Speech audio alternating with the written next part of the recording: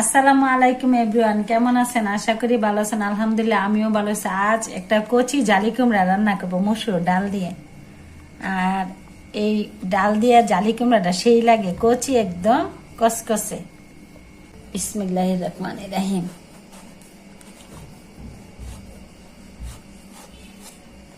দেন সেই কচি, আর গ্রানটা অনেক মজা। কচি জালি কুমড়া গ্রানটা ভাল লাগে আমার কাছে।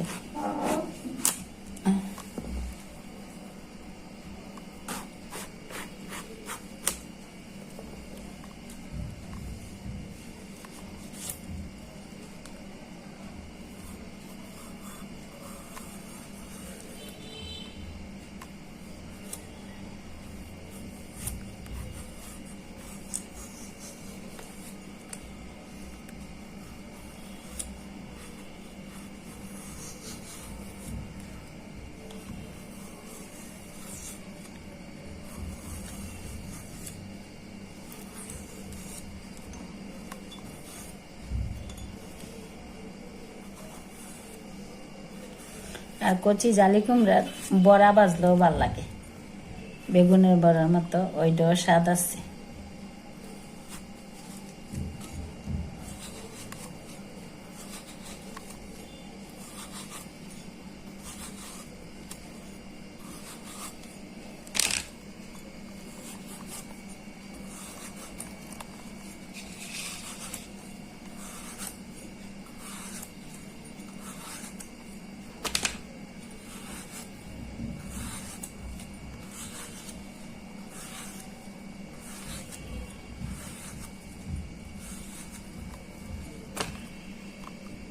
আর এই গরমের মধ্যে বাজি বোনার থেকে ঝুলটা একটু ভালো লাগে। আর ডাউল দিয়েও রান্না করলে স্বাদ লাগে। এগুলো মুরগি দেওয়া খাওয়া যায়, মাছ দিয়েও খাওয়া যায়। একটু ঝুল ঝুল করে রান্না করলে ভালো লাগে, এই গরমের মধ্যে স্বস্তি লাগে।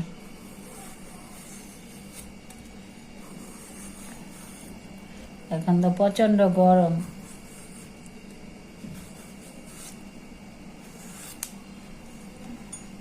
মাছ মাংসের সাথে নিরামিষও খাওয়া লাগে।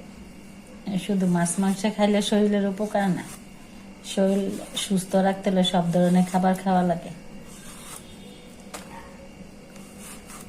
কতদিন বৃষ্টি ছিল, আর গ্রামের বাড়িতে ধান টান কিছুই লইতে পারে না, নষ্ট হইতেছে। এখন আল্লাহ দিলে রুদ্র উঠছে, একটু গরম হইলো, কৃষকেরা ধান টান লইতে পারবে ভালো করে।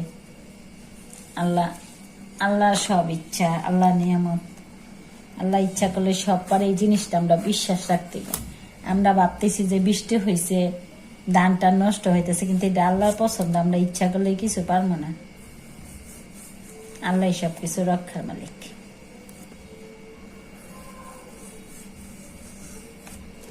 তো বোনেরা, এগুলো সবগুলো একে একে কেটে নেই।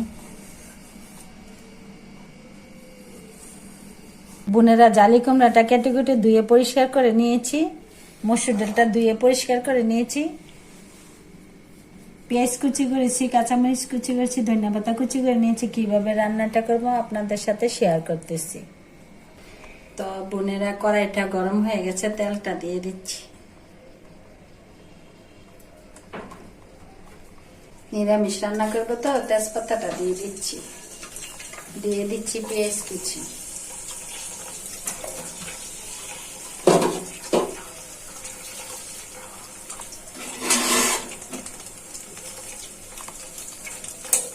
তো পেঁয়াজটা ভালো করে ভাজা হয়ে যায়।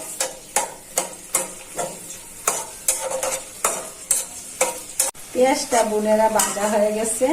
মশলাটা যাতে পুড়ে না যায়, একটু হালকা ঝোল দিয়ে দিচ্ছি। একে একে মশলাগুলো দিয়ে দিব। দিয়ে দিচ্ছি রসুন বাটা পরিমাণ মতো।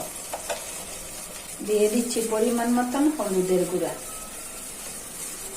দিয়ে দিচ্ছি পরিমাণ মতো জিরার গুঁড়া।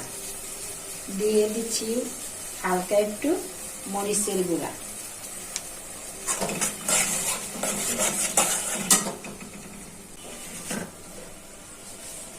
এখন দিয়ে দিচ্ছি স্বাদ মতো লবণ। দিয়ে দিচ্ছি মসুর ডালটা একটু কষিয়ে যাক, ভালো করে কষানোটা হয়ে যায়।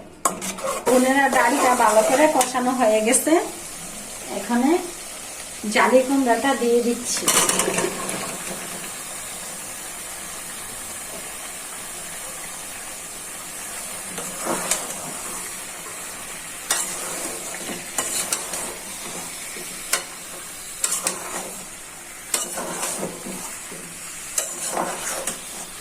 তো বোনেরা যারা আমার রান্নাটা আমার ভিডিওগুলো দেখেন তারা একটু লাইক করবেন, কমেন্ট করবেন, এগুলা করলে আমার মনে একটু উৎসাহ লাগে।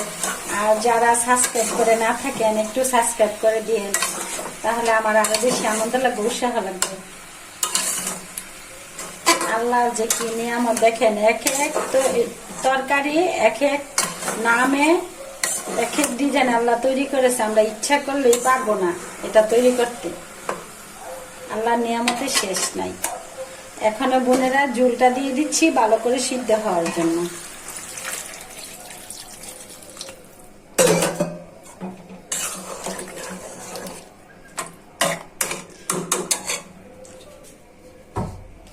সিদ্ধ হওয়ার জন্য এখন ঢেকে দিচ্ছি। ও সুন্দর একটা গ্রান। ডাউলটা পাক করছি, একটু ঝুল ঝুল করে এই পাক করতেছি। এখন দেখি সিদ্ধ হয়েছে না। হ্যাঁ, মাশাআল্লাহ সুন্দর সিদ্ধ হয়ে গেছে। এখন কাঁচামরিচ, ফালি করা কাঁচামরিচ গুলো দিয়ে দিচ্ছি।